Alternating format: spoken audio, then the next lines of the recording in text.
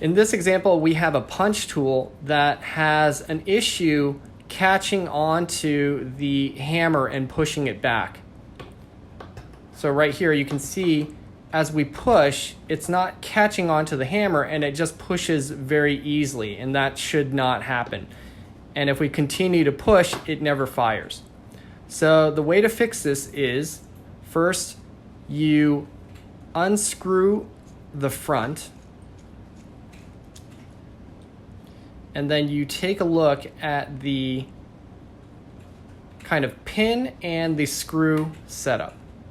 So in this case, usually what's happened is the spring has bent over time, or for some reason the manufacturer had a misaligned spring and it's too far in the center. Now, what we can see is this pin is too far in the center. What we want, ideally, is for it to be offset in order for this mechanism to function, okay? So the first thing we're gonna do is we're gonna remove the spring, and then we're gonna bend it so that when we put it back on, it's actually onto the side, which should resolve the alignment issue, okay? So usually you can do this by hand, but if you can't, then you might need to get a pair of snip pliers, just to hold on, and then you pull it off, put the pin down, and then what you'll see is there's a very kind of small neck of the spring, and then a much kind of larger winding, okay? So what you want to do is you want to bend it in such a way that when the pin is put into this spring, it's kind of forced at an angle.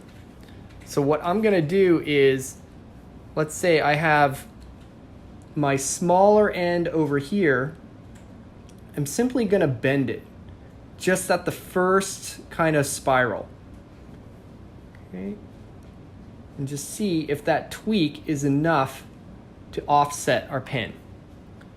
Okay, so you'll notice I've bent it slightly.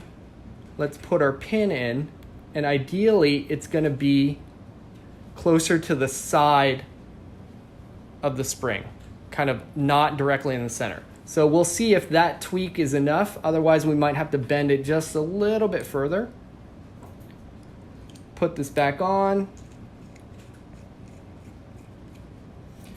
And ideally, it'll catch. See how it's a little more resistance?